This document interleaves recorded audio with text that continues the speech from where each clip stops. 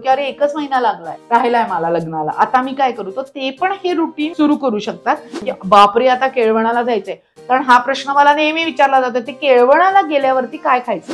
So dark chocolate is also beneficial for your skin glow असा research झालेला होता. तर त्याच्यामध्ये हे जे डार्क चॉकलेट आहे ते 75% डार्क आहे, स्किन टायटनिंग करणारे किंवा कोलाजिन नावाचा जो काही आपला पदार्थ आहे जो आपल्या स्किनच्या खाली येतोय तो मेंटेन करणं गरजेचं असतं. जर का आपली झोप झाली नाही तर आपल्या चेहऱ्यावरती रिंकल्स दिसू शकतात, डार्क सर्कल्स येऊ शकतात. मी माझ्या दृष्टीनं डिटॉक्स ही टर्म जी आहे ना ही फक्त लिव्हर आणि किडनी करत असते. त्याच्यात आपण वेगळं काहीतरी करून डिटॉक्स करण्याची संकल्पनाच मला मान्य नाहीये. भडंग, फुटाणे, मुरमुरे किंवा मखाना या अशा गोष्टी एका छोट्या डब्यामध्ये तुमच्या बरोबर असू द्यात, म्हणजे तुमचं निम्म जे काही पथ्य पाळणं आहे हे अपथ्य होणार नाही. तुम्ही शॉपिंगला जाताय म्हणून. नवी नवरीला असे खूप सारे प्रश्न पडतात की स्किन ग्लो साठी काय करावा, हेअर चांगले ठेवण्यासाठी काय करावा, मेंटेन राहण्यासाठी काय करावा, वजन कसं मेंटेन राहील, कसं उतरेल, किंवा जे अंडरवेट नवी नवरी आहे त्यांचं वेट गेन कसं होईल, या सगळ्या प्रश्नाची उत्तरे आपण जाणून घेऊया डॉक्टर प्रणिता अशोक मॅम कडून. त्यांनी MBBS, MD, PhD हे आहार या विषयावरती केले आहे. लग्नाच्या किती महिने आधी नवरीने आहारामध्ये चेंजेस करायला हवे? हे बघ, आता हा जो आपण आता विषय सुरू करतोय म्हणजे की नववधूने तिच्या लग्नासाठी कसं प्रिपेअर झालं पाहिजे, बरोबर. तर साधारणपणे आपल्याला माहिती पडतं की आपलं 2 महिन्यानं 3 महिन्याने लग्न आता होणार आहे. एवढा ते पिरियड आपण ऑलमोस्ट प्रत्येकाला मिळत असतो.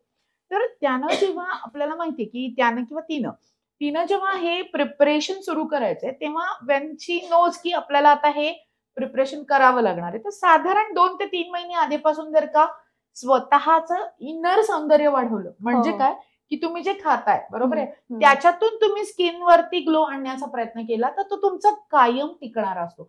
त्याच्यामुळे साधारण 2 ते 3 महिने आधी की तुम्हाला माहितीये की आता आपलं लग्न या दिवशी ठरणार आहे, तर त्याच्या वेळेला when she come to know की मला हे करायचंय बुवा, तर तेव्हा तिपासून तिने जेव्हा सुरुवात करेल तेव्हा तो सगळ्यात बेस्ट असणार आहे. आणि त्याच्यामध्ये पण आपल्याला जेव्हा हे स्टार्ट करायचंय तेव्हा हे एक लक्षात घ्या, natural beauty starts from within, बरोबर आहे. आणि ती तयार होण्यासाठी आपल्याला हा थोडा कालावधी लागतो की आता आपल्याला डार्क सर्कल आहेत, पिंपल्स आहेत, ऍक्ने खूप येत आहेत, चेहऱ्यावरची स्किन डल झाली आहे आणि मग आपल्याला कुठे ब्रायडल मेकअप करायचा आहे किंवा तुम्हाला स्किन चांगली करायची आहे, तर हा एक प्रयोग करून बघायला हरकत नाही की तुम्ही तुमचं खाणं सुधरवायला सुरुवात. आता याच्यामध्ये 2 प्रकार आहेत. एक तर तुम्ही खाण्याचं काय आहे ते, आणि वरतून पण तुम्ही काही गोष्टी अशा की घरगुती करू शकता की रोज तुम्हाला जर का ते केलं तर त्याच्यामुळे पण तुम्हाला ती आतून येणारा ग्लो आणि बाहेरून येणारा ग्लो या दोघांचा जर का संगम झाला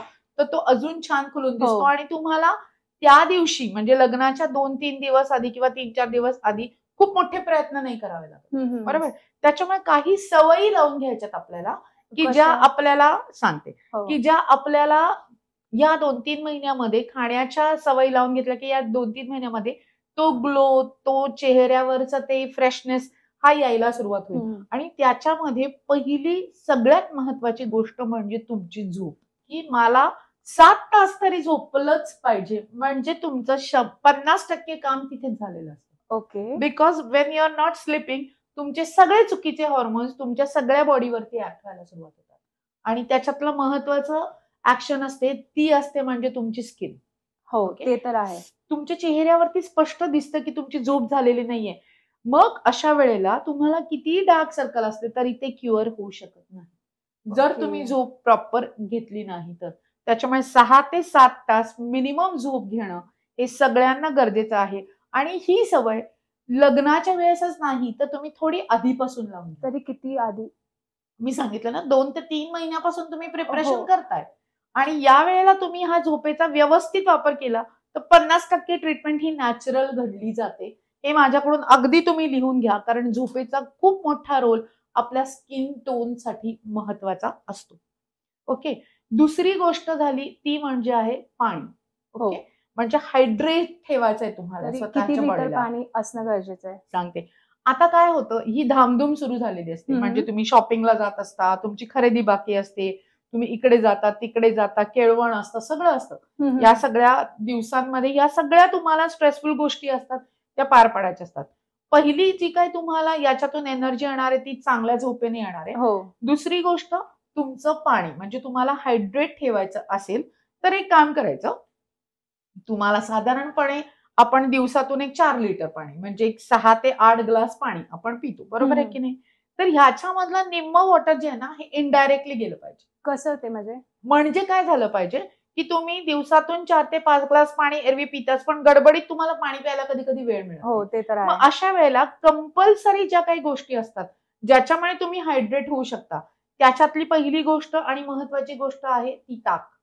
रोज 1 ग्लास ताक पिण्याची सवय ठेवा. अगदी डायल्यूट करायचं ते दही आणि त्याचं ताक रोज. माझं आता 3 महिन्याने लग्न आहे, 2 महिन्याने लग्न आहे, मला 1 ग्लास ताक रोज पिलंच पाहिजे. त्याच्यामुळे काय होणार आहे, ताकाचा सगळ्यात महत्वाचा रोल आहे तो पहिला हायड्रेशन आणि दुसरं प्रोबायोटिक जे म्हणतो आपण.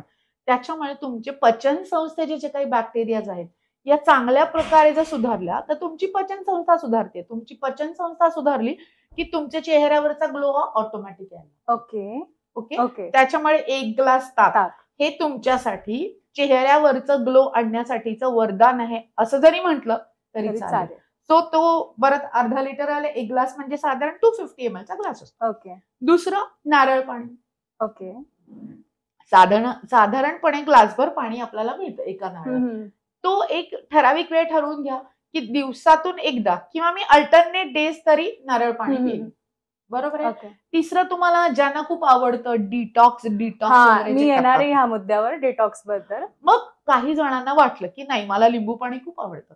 लिंबू is the best one. Collagen synthesis साठी लिंबू व्हिटॅमिन सी असल्यामुळे मदत करतच आहे.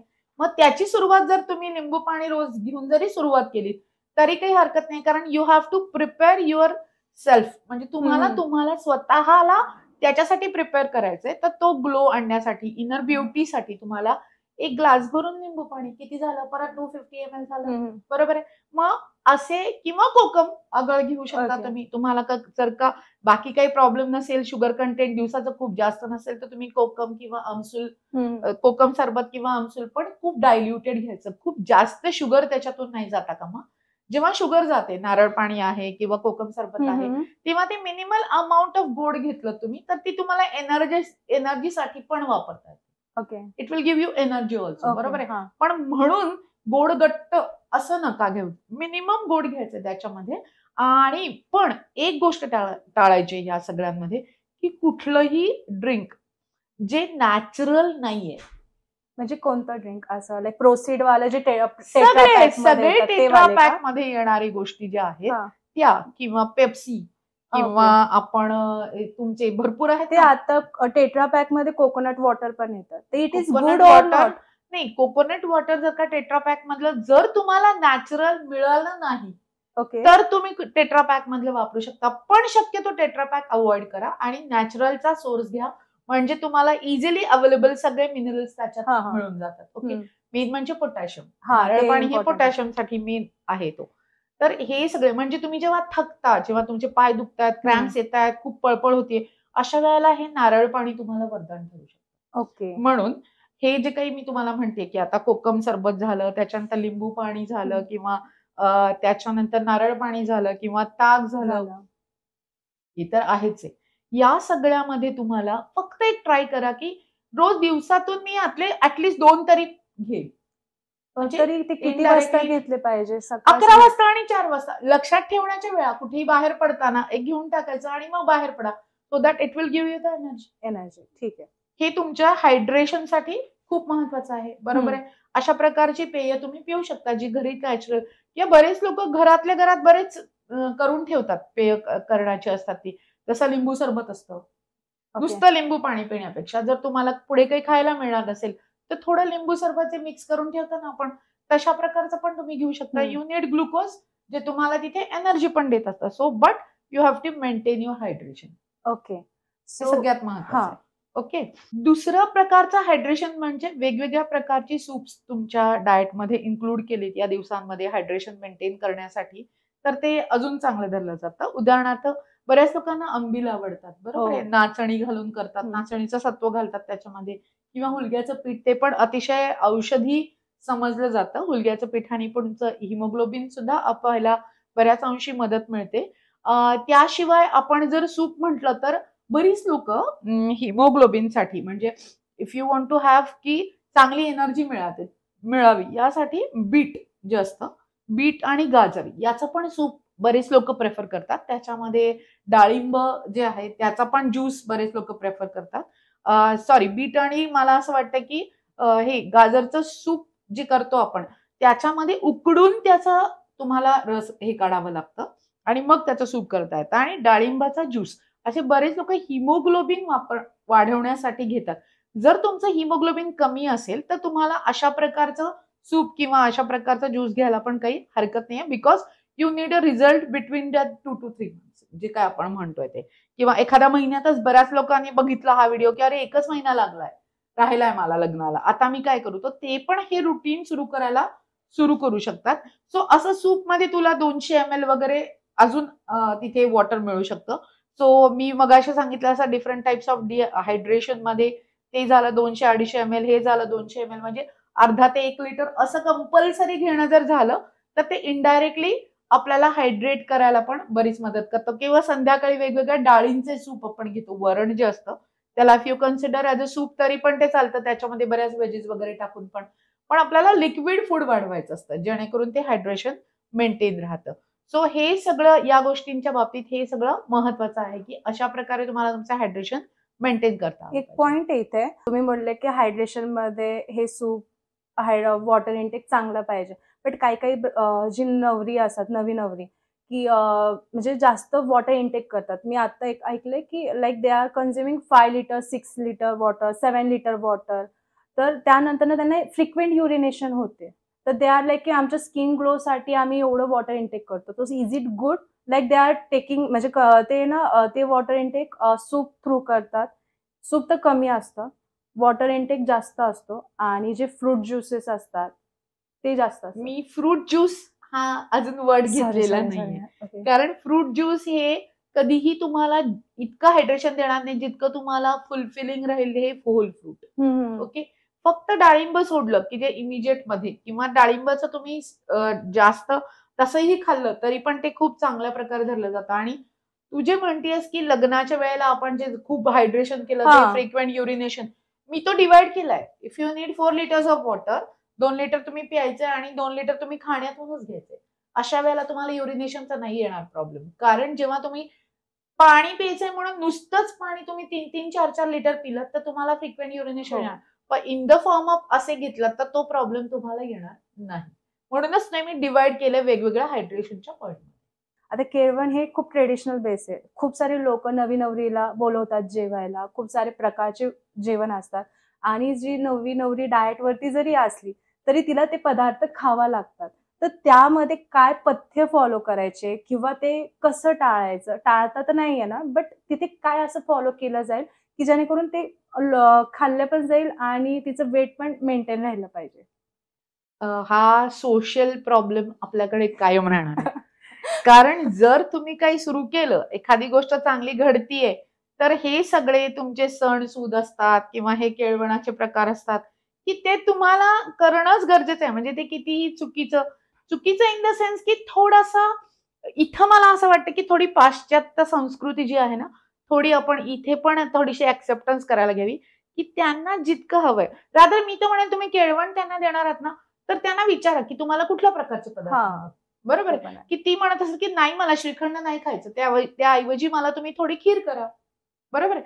तर हे जे काही आपण म्हणतो की ते ज्यांना तुम्ही केळवण करताय त्यांना ही रिक्वेस्ट केली की मला अशा प्रकारचे पदार्थ द्या की मी निदान ऍक्सेप्टन्स लेवलला ते खाऊ शकते. बरोबर आहे. पण ते आपल्याकडे घडणं जरा म्हणजे थोडं अवघड आहे.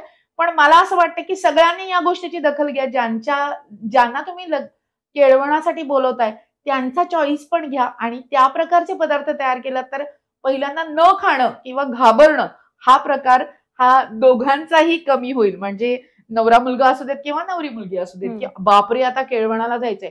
कारण हा प्रश्न मला नेहमी विचारला जातो ते केळवणाला गेल्यावरती काय खायचं. तर पहिलं त्यांना चॉईस द्या की तुम्हाला काय हवंय.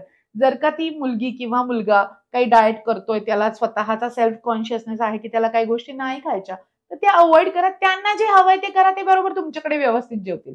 आणि आपल्याला जर तो चॉईस मिळाला नाही तर आपण थोडं थोडं प्रत्येक गोष्ट खाऊ शकतो. फक्त त्याची क्वांटिटी कमी करा आणि कॉम्पेन्सेट करा की ते खाणं तुमच्या पुढच्या एका मीलला तुम्ही न खाता कॉम्पेन्सेट करू शकता. किंवा ही जी केळवण आहेत याची वेळ शक्यतो दुपारची ठेवा. म्हणजे दुपारी तुम्हाला हेवी मील झालं तर you will compensate in the evening. Okay, so ते इव्हिनिंग कॉम्पेन्सेशन झालं तर खूप मोठा राडा होणार नाहीये आणि क्वांटिटी पण तुम्हाला तिथे रिस्ट्रिक्ट केली पाहिजे. आणि जे केळवण देतात त्यांनी पण ती थोडीशी जे काही त्यांचं कॅलरी रिक्वायरमेंट असते किंवा त्यांचा जो काही म्हणतो आपण मेनू असतो तो थोडा हेल्दी ठेवण्याचा प्रयत्न करा. म्हणजे आता मला याच्यावरती भौतिक बाउन्सर बसणार होते, पण माझं असं म्हणणं आहे की तुम्ही जेव्हा केळवण ठेवता तेव्हा कंपल्सरी फ्रूट आणि तुम्ही सॅलड्स हे ठेवलेच गेले पाहिजेत की जेणेकरून तुमचा जो त्या नवरी मुलगी किंवा नवऱ्या मुलाला पण ते बघून छान वाटत, चला म्हणजे खूप राडे होणार नाहीयेत आज, असं होऊ शकतं.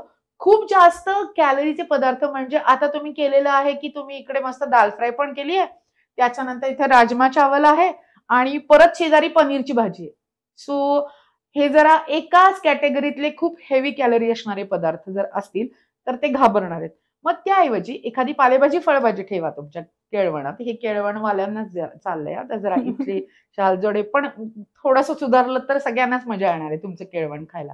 तर एखादी पालेभाजी फळभाजी घ्या, एखादी डाळ घ्या आणि त्यांच्या आवडीचं चांगलं म्हणजे हेल्दी असणारं जर का तुम्ही गोड ठेवलं म्हणजे खीर असेल आपल्याला किंवा आपण म्हणतो की शिरा असतो आपला साधा आपण रव्याचा शिरा करतो तो मिठाईच्या दुकानातून आणून जे काही रचलं जातं ते न करता घरी होणारे पदार्थ जर का तुम्ही ठेवलेत तर आपल्याला नक्कीच केळवणाचा चांगला आनंद घेता येईल. त्याच्याबरोबर सॅलड्स आणि काही पेय म्हणजे काय की ताक पण असू द्यात तुमच्या ह्याच्यामध्ये किंवा लिंबू पाणी सारख्या गोष्टी पण तुम्ही त्याच्यामध्ये सर्व्ह करू शकता.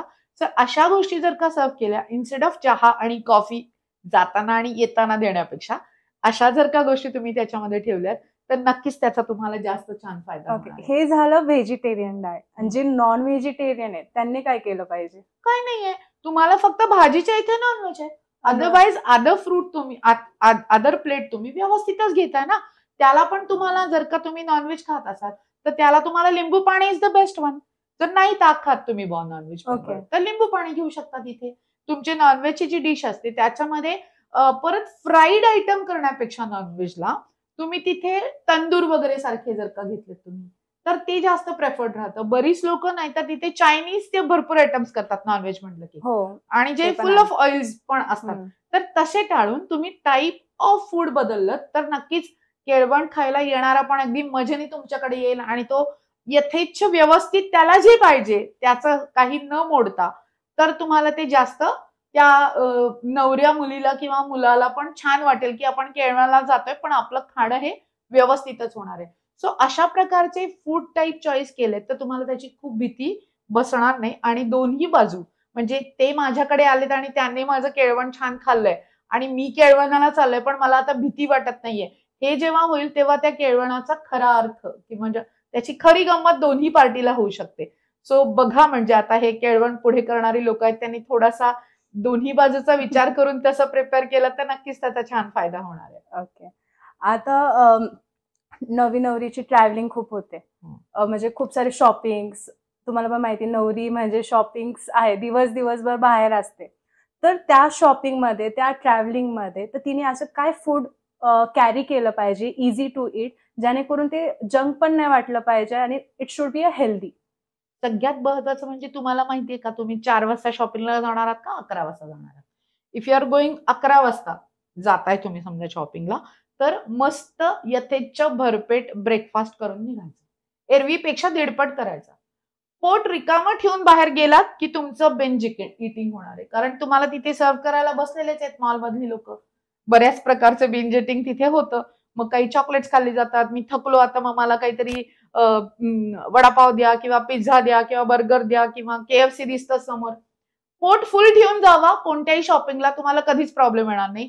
कॅरी तुमच्या बरोबर वॉटर कॅरी करा. बरोबर एक बॉटल वॉटर कॅरी करा. एक फ्रूट तुमच्या बॅग मध्ये असू द्या की जेणेकरून अगदी भूक लागली तर पटकन मी बसेल थोडंसं काहीतरी खाईल किंवा भडंग फुटाणे मुरमुरे किंवा मखाना ह्या अशा गोष्टी एका छोट्या डब्यामध्ये तुमच्या बरोबर असू द्यात. म्हणजे तुमचं निम्म जे काही पथ्य पाळणं आहे हे अपथ्य होणार नाही तुम्ही शॉपिंगला जाताय म्हणून. करून बघा, फुल पोट जायचं, कुठेही फिरा दिवसभर, आणि पोट भरलेलं असेल तर तुम्हाला फिरण्याचा स्टॅमिना पण राहील, बिंज इटिंग होणार नाही, चुकीचं खाल्लं जाणार नाही, आणि त्याची अपराध भावना जी असते ना सगळ्यात बेस्ट असते, ती इतकी मस्त असते की मला लगेच फोन येतो की मॅडम पण काय झालं, हे असं असं खाल्लं गेलं, आता काय करू. पण मग काही खाल्लं होतं का, नाही सकाळी गडबडीत काहीच खाल्लं. असं करू नका. नेहमी कुठल्याही शॉपिंगला जाताना, कुठल्याही मॉलला जाताना व्यवस्थित खाऊन जा. भले आल्यानंतर खाऊ नका, पण जाताना पोट भरून खाऊन गेलात तर ह्या कुठल्याच गोष्टी घडणार नाहीत. आणि त्यातूनही सगळ्यांबरोबर जाताय म्हणलं ठीक आहे, एक वडापाव घेतला, 4 जणांनी मिळून एक एक घास खाल्ला, असं तर होणार नाहीये. त्याच्यामुळे पोट भरून गेलात तर तो प्रश्न येणार नाही. एखादं चॉकलेट तुम्ही एकमेकांना देऊ शकता. त्यातून एक गंमत अशी सुचली की ते तुमचं डार्क चॉकलेट असतं ना, so dark chocolate is also beneficial for your skin glow, असा रिसर्च झालेला होता. तर त्याच्यामध्ये हे जे डार्क चॉकलेट आहे ते 75% डार्क पाहिजे, त्याच्यात कोको पाहिजे. ओके, नॉर्मल चॉकलेट पेक्षा डार्क चॉकलेट प्रेफर केलं तुम्ही तर त्याने तुमचं बिंजेस पण कमी होतात. साधारण एवढा पीस असतो, दिवसातून तुम्ही 2 किंवा 3 असे खाऊ शकता. अगदी ज्यांना खूप छान आवडतं त्यांच्या लोकांनी जर का असं केलं तर ते पण तुम्हाला बेनिफिशियल ठरू शकतं. म्हणजे या या लग्न सराईत तुम्ही डार्क चॉकलेट तुम्ही नक्की तिथे वापरू शकता.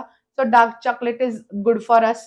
टेक मार्क किती आहे, चला तेवढी ऐश करून घ्या. एक तर तुम्ही बाहेर गेलात आणि तुम्हाला चॉईस असतील समजा, तर मग तुम्हाला खूप सारे आपण हे म्हणतो ना आपण सँडविचेस असतात बघ तिथे, तर खूप सारे सॅलेड्स वापरून केलेले सँडविचेस तुम्ही प्रेफर करू शकता ऍज अ मील म्हणून तिथे.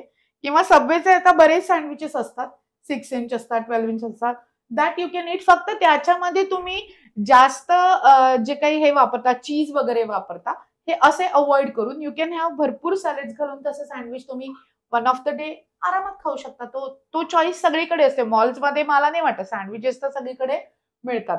आणि दुसरी गोष्ट म्हणजे फक्त शुगरी इंटेक जास्त असणाऱ्या गोष्टी, शुगर इंटेक जास्त असणारे पेय आपल्याला टाळायचे आहेत.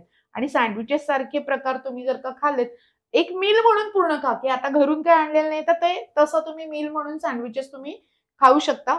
अदर दॅन दिस जर का तुम्हाला बाहेर अगदीच कुठे छान मिळालं तर व्यवस्थितपणे तुम्ही एखादी पुलाव किंवा एखादी बिर्याणी, हा पण चॉईस असू शकतो विथ रायता आणि थोडंसं सँडविच. आणि ते पण आता सगळीकडे अवेलेबल असतं. सो अशा गोष्टी घ्या ज्याच्यातून तुम्हाला फायबर्स पण मिळतील, फुलफिल पण लगेच होईल, आणि तुमची भूक पण भागली जाईल, आणि खूप चुकीचं खाल्लं जाणार नाही. अशा गोष्टींवरती जास्त भर देऊ शकता. किंवा हायड्रेशन मेंटेन करायला पाणी आहेच, फ्रूट आहेच, या गोष्टी तुम्ही काय सगळ्यात जास्त दादा नवी नवरी खुश होईल की तुम्ही सबवेचं उदाहरण दिलं की त्यातलं इट्स अ रिअल फॅक्ट. काहीतरी चुकीचं खाण्यापेक्षा खरंच तिथे खूप चांगले चॉईसेस दिले जातात तुम्हाला, की तुम्हाला ब्रेड कोणता हवाय, मल्टीग्रेनचा घ्यायचाय का, ठीक आहे, ओट्स वालेल्या ब्रेड्स पण मिळतात. त्याच्यानंतर तुम्हाला त्याच्यामध्ये कोणकोणते सॅलेड्स हवेत ते पण मिळतं. इट इज युअर चॉईस की तुम्हाला त्याच्यात चीज टाकायचंय की नाही टाकायचं. इट इज युअर चॉईस की तुम्हाला त्याच्यामध्ये कोणते ड्रेसिंग वापरायचे. ते ड्रेसिंग पण तुमचा चॉईस चांगला असेल तर काहीच प्रॉब्लेम नाही. दिवसभर खूप सारं खाल्लं गेलेलं आहे, अपथ्याचं खाल्लं गेलेलं आहे, तर पुढचं मील स्किप करायचं, ही पहिली गोष्ट. दुसरं, वाटी भरून दही तुम्ही जर किती घेतलं संध्याकाळच्या वेळेला, किंवा तुम्ही आल्यानंतर मला आता भूक नाहीये तर एखादी वाटी दही किंवा एखादं फ्रूट किंवा एखादं सूप असं घ्यायचं की जेणेकरून मग नंतर आपल्याला त्या डायजेस्टिव्ह सिस्टीमला जास्त जोर द्यायचा नाहीये. अशा वेळेला दही किंवा फ्रूट किंवा सूप, एखादं व्हेजिटेबल सूप असं आपण घेऊ शकतो, की जेणेकरून पुढचा लोड आपला वाढला नाही गेला पाहिजे. पहिलं म्हणजे प्लॅन करा की तुमचं खूप जास्त उशिरा जेवण होणार नाही, बरोबर आहे. दुसरं म्हणजे तुमचं तसं जेवण झालंच तर जेवणानंतर कंपल्सरी अर्धा तास तरी चाला, म्हणजे ऍटलिस्ट ते सेटल होण्याला तुम्हाला मदत मिळेल. ओके. आणि सकाळी समजा तुम्हाला असं वाटलं की मला ऍसिडिटी होतीये, तर अशा वेळेला एखादं छोटंसं केळ खाऊन टाकायचं, की जेणेकरून आपली ऍसिडिटी ते काम डाऊन होईल. आणि पुढचं जे काही ब्रेकफास्ट वगैरे आहे ते तुम्ही तिथे मग स्किप केलं तरी चालेल.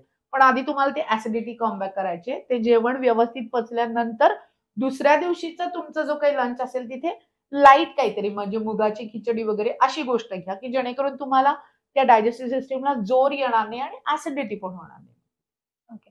आणि आता काय चाललंय की शेप मध्ये यायचंय, मला एक हिरोईन सारखं शेप हवाय, खूप सारे मॉडेल्स सारखं शेप हवाय असं नवी नवरी म्हणते. मग त्या चक्करमध्ये ते असे काही एक्सरसाइज करतात जेणेकरून लग्नाच्या टायमिंग पर्यंत त्यांचे पाय दुखायला स्टार्ट होतात किंवा कमरेचा प्रॉब्लेम स्टार्ट होतो किंवा मणक्याचा प्रॉब्लेम स्टार्ट होतो. काही ना काहीतरी असे प्रॉब्लेम स्टार्ट होतात. मोस्टली पोटदुखी स्टार्ट होतं.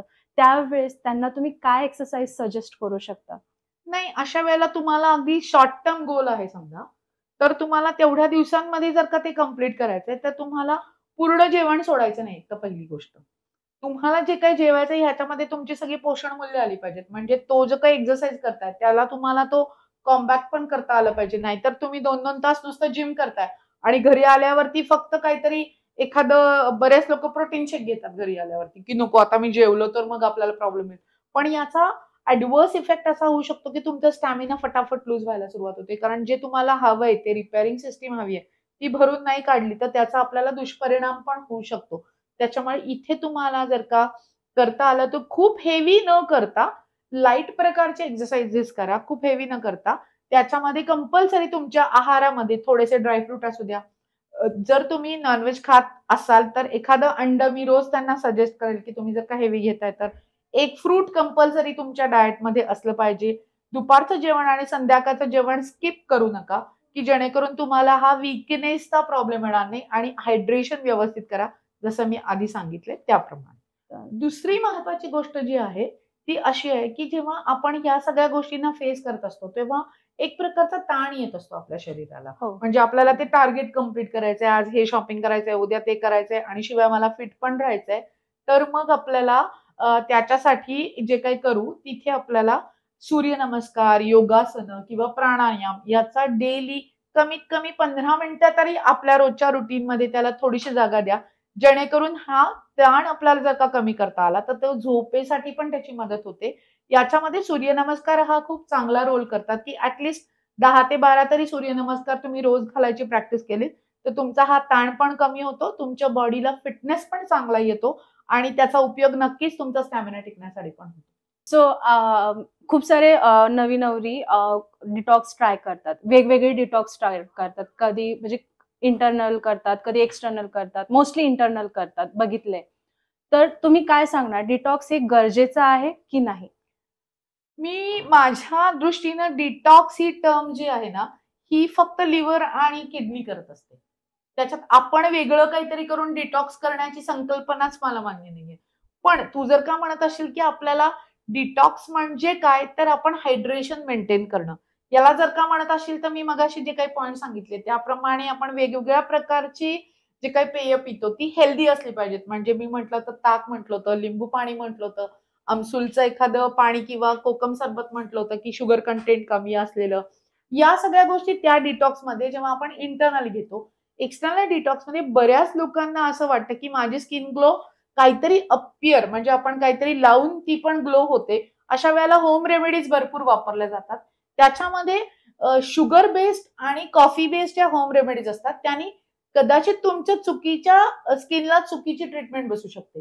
ते इरिटेशन करू शकतात. त्याच्यामुळे जर तुम्हाला घरच्या बेसवरतीच असं काही करायचं असेल, तर पपयाचा स्मॅश वापरतो आपण किंवा आपण केळीचा स्मॅश वापरतो आपण किंवा मुलतानी माती जी सगळ्यात कॉमन आहे आणि ती स्मूदन करते तुमच्या स्किनला.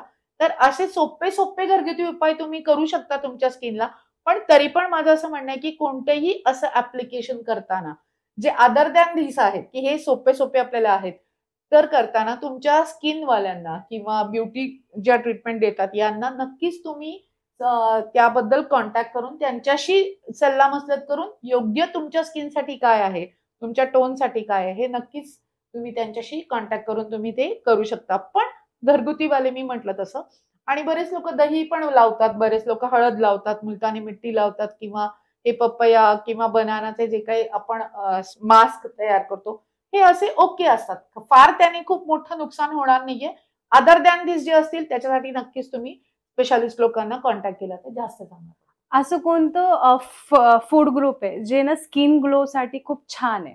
याच्यामध्ये मेन म्हणजे स्किन टायटनिंग करणारे किंवा कोलाजिन नावाचा जो काही आपला पदार्थ आहे, जो आपल्या स्किनच्या खाली येतोय, तो मेंटेन करणं गरजेचं असतं. जर का आपली झोप झाली नाही, तर आपल्या चेहऱ्यावरती रिंकल्स दिसू शकतात, डार्क सर्कल्स येऊ शकतात. तर या झोप चांगली झाल्यानंतर पण कोलाजन तुमचं मेंटेन करायचं असेल, तर ह्याच्यामध्ये बरेचसे ग्रुप असे आहेत, की जेणेकरून तुम्हाला तिथे लिंबू वर्गीय फळं खाणं गरजेचं असतं. लिंबू आहे, मोसंबी आहे, आवळा दिवसातून एकदा तरी तुम्हाला इंटरनली पोटात गेले पाहिजे, जो कोलॅजन सिंथेसिससाठी नक्कीच मदत करतो. त्याच्यानंतर चेरीज आणि बेरीज असं म्हणतात की या दोन्हीमध्ये पण तुम्हाला खूप छान अँटीऑक्सिडंट्स मिळतात, की जेणेकरून तुम्हाला तो ग्लो येण्यासाठी, तुमचं कोलॅजन सिंथेसिस प्रॉपर राहण्यासाठी ते आपल्याला मदत करतं. अजून एक मस्त गोष्ट आहे ती म्हणजे ब्रोकोली आणि आपण ढोबळी मिरची म्हणतो ना, यासारख्या गोष्टींमधून आपल्याला पण व्हिटॅमिन सी मिळतं आणि त्यामुळे पण आपलं कोलॅजन सिंथेसिस बनायला नक्कीच मदत होते. द्राक्ष पण खूप चांगली आहेत, त्याच्यात रिझर्वेटॉल नावाचं अगेन एक चांगली प्रॉपर्टी देणारं एक केमिकल आहे, ते पण आपण तिथे घेऊ शकतो. पण द्राक्षाची क्वांटिटी नेहमी लिमिट ठेवा. त्याच्यानंतर आपण आतून सुंदर दिसायचं असेल तर असं म्हणत असतो, की आपल्याला दही, 1 वाटी भरून दही रोजचं जर का खाल्लं तर ते अतिशय छान आहे.